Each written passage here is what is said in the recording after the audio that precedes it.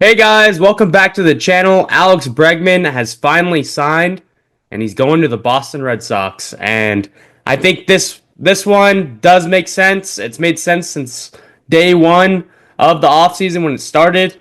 And surprisingly though, it's 40 million a year. And I don't think that anybody would have guessed that Bregman was going to make 40 million a year, but he's going to get two opt-outs, 3-year deal, 120 million in total dollar. Blake, what are you thinking? Bregman, I know the Jays were kind of linked to Bregman for a little while there, but Yeah. reports tonight are saying that they were really never in. But what was your initial reaction to Bregman going to the Red Sox? Yeah, my initial reaction was, wow, $40 million is a lot of money, but at the end of the day, the Red Sox get their guy. They've been after Bregman all offseason and we've both kind of said like this is a logical fit. Like he's just gonna pepper the monster and left and it's a steep price. I think it's a typical Scott Boras client deal. You look at the deal that Pete Alonso just got, heavy AAV in the first year with an opt out. Now Bregman's deal with an opt out after year one and two. And we were both texting back and forth, and we were like, oh, like maybe Devers is going to move to first base or DH. And now it comes out that he's going to play second base. And I looked it up. He has about 30 innings in his entire career at second base with the Astros, and he hasn't played there since 2018. So it's going to be interesting to see how he does. I think he'll be fine. But to put a bow on it, it is going to be very weird seeing him not in a Houston Astros jersey this year, but I do think he's going to mash at Fenway for sure. Yeah, let's go check it out. How the Red Sox are kind of looking going into spring training now. It's Duran, Devers, Bregman, Costas, Yoshida, Story, Abreu, Wong, and Rafaela. It's a strong 1 through 6 for sure. Willier Abreu had some moments last year. Rafaela had his moments last year as well. And Connor Wong, not the best defensive catcher, but he can swing it a little bit. So on paper, this lineup looks like it's going to do some damage. Mm-hmm. And this has been a great offseason, in my opinion, for the Red Sox. They added Garrett Crochet. Yep. They've added Walker Buehler. They're getting Lucas Giolito back. They have plenty of starting pitching depth. The bullpen maybe could use a little bit of work here, but it doesn't look bad on paper. No. Liam Hendricks, we'll see how he bounces back. They have Roldis Chapman Mm-hmm. and Garrett Whitlock as insurance in the ninth, if not. So, um, excuse me, this bench can use a little bit of work. So maybe we'll see them add a little bit there. Yeah. But outside of that, job well done by the Red Sox front office. Yeah, you're getting a consistent 25 plus homer guy, 80 to 90 RBIs a year. Just he's coming off his first gold glove last year at third base, so he's a good defender. He's just an all-around gamer, man. When you think of the Astros, Bregman's the guy that comes to mind for me. It's he was the life of that Astros team, him and Altuve for a long time. So he's a guy that's gotten it done in the postseason. He's come up in a lot of big moments.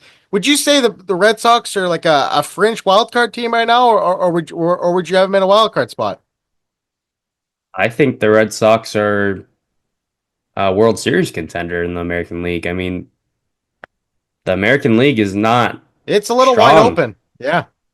I mean, I think they're a top five team in the American League at least. So yeah, I would say they're getting a wild card. I don't know if they're better than the Yankees right now, but Right. I mean, you get to October and you got to go Crochet, Halk, and then pick your poison on number three, whoever they choose. Hmm. And plus whoever they add, deadline time.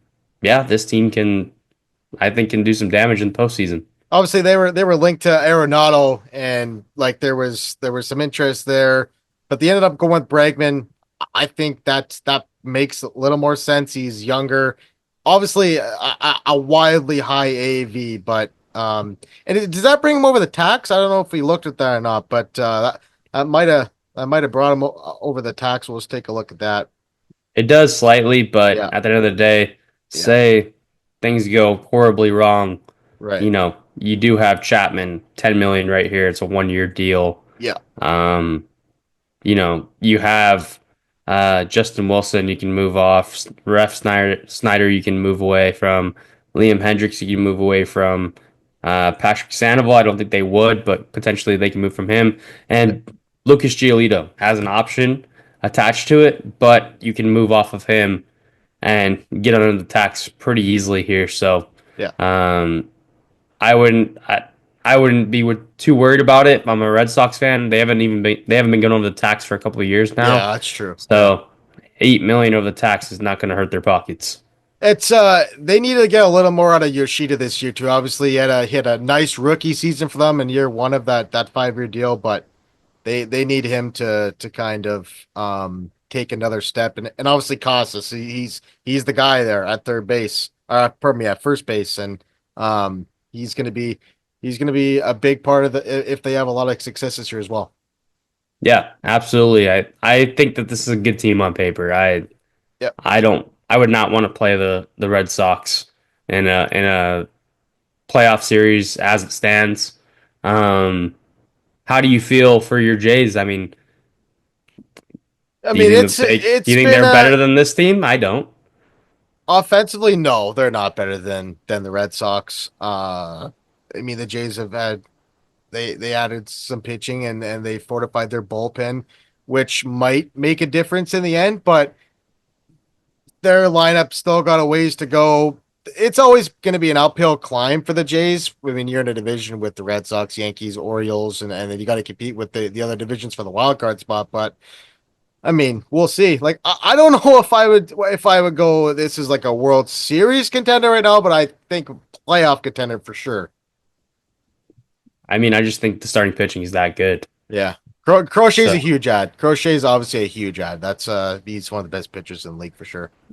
yeah, I think it's going to be a good team this year, bearing any big injuries. Yeah, You could say that for 100% of the league. I would maybe say 98%, maybe not the Dodgers. If somebody gets hurt there, I think they'll be okay. But um, yeah, I mean, I think that this team 100% can.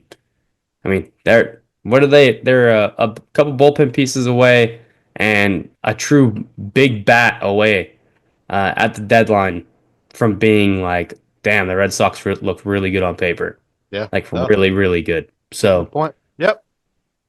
well, I think it's gonna do it for this one. If you like this video, make sure you hit that like and subscribe. As always, we appreciate you guys for listening and watching, and we'll see you on the next one. Later.